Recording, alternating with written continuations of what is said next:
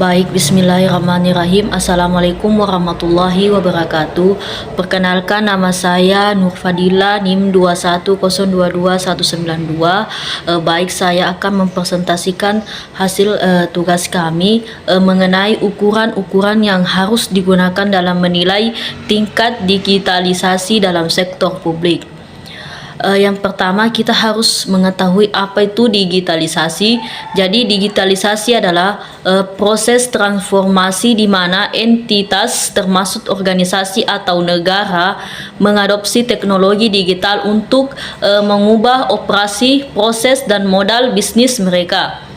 Yang pertama, pentingnya ukuran dan penilaian tingkat digitalisasi yang harus memiliki beberapa manfaat. Yang pertama, meningkatkan aksesibilitas layanan publik. Dua, digitalisasi meningkatkan efisiensi administrasi. Tiga, digitalisasi memungkinkan pemerintah untuk membuat keputusan yang lebih baik dan berbasis data. Yang keempat, digitalisasi meningkatkan transparansi dan akuntabilitas. Digitalisasi membuka peluang baru bagi pemerintah untuk berinovasi dalam penyediaan layanan publik. Selanjutnya, tujuan dari penilaian tingkat digitalisasi yang bertujuan untuk mengukur sejauh mana suatu entitas, suatu perusahaan, pemerintah atau lembaga telah mengadopsi untuk memanfaatkan teknologi digital dalam operasinya. Selanjutnya, kriteria penilaian tingkat digitalisasi. Yang pertama, aksesibilitas dan penetrasian teknologi. Yang kedua, infrastruktur teknologi. Yang ketiga, penggunaan teknologi. Yang keempat, ketersediaan data dan analisis. Dan untuk menggunakan kriteria di atas, entitas dapat mengevaluasi sejauh mana digital mereka serta mengidentifikasi area-area di mana mereka perlu fokus lebih lanjut untuk meningkatkan tingkat digitalisasi mereka. Dan adapun contohnya implementasi digitalisasi dalam sektor publik. Yang pertama, pelayanan online, penganggaran elektronik dan pengadaan elektronik serta pembelajaran elektronik dan kota pintar.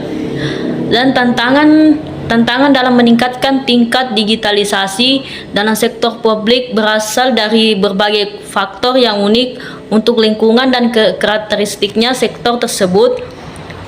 Yang pertama, adapun tantangan dalam meningkatkan tingkat digitalisasi dalam sektor publik meliputi keterbatasan infrastruktur dan akses teknologi serta kekurangan keterampilan dan literasi digital. Selanjutnya, mengatasi tantangan tersebut memerlukan komitmen, inovasi dan kerjasama sebagai pemangku kepentingan di dalam maupun di luar sektor. Selanjutnya, masa depan digitalisasi. Proses terus berkembang dan akan terus membawa perubahan dalam berbagai aspek kehidupan manusia di masa depan. Dan penting bagi pemerintah, bisnis, dan individu untuk terus beradaptasi dengan perubahan ini agar dapat memanfaatkan peluang yang ditawarkan melalui digitalisasi. Selanjutnya, kesimpulan, digitalisasi merupakan cara instansi pemerintah beroperasi dengan menggantikan proses manual dengan solusi digital agar mencakup digitalisasi dokumen layanan pemerintah online, penggunaan big data dan kebijakan publik, dan adopsi platform berbasis cloud untuk menyimpan dan akses data. Selanjutnya, sesi tanya jawab. Pertanyaan pertama dengan Saudari Putri Lestari. Adapun pertanyaannya, mengapa digitalisasi dalam sektor pemerintahan perlu untuk dilakukan?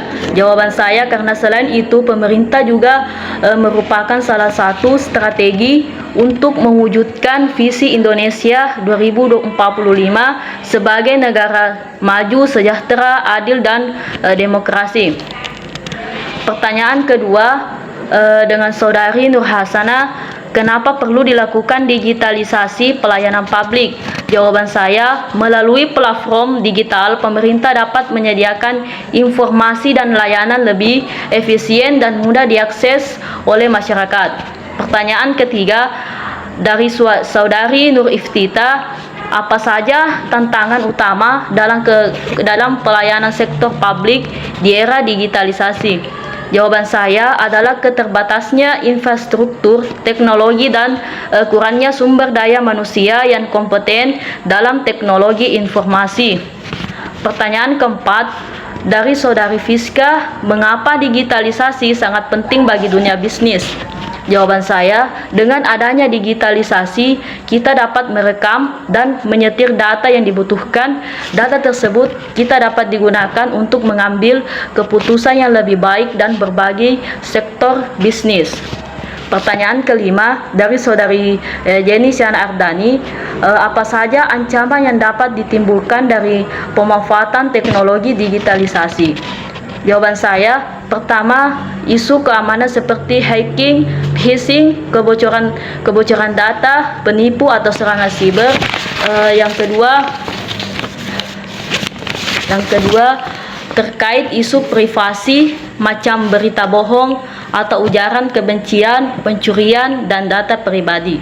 Cukup sekian dan terima kasih. Assalamualaikum warahmatullahi wabarakatuh.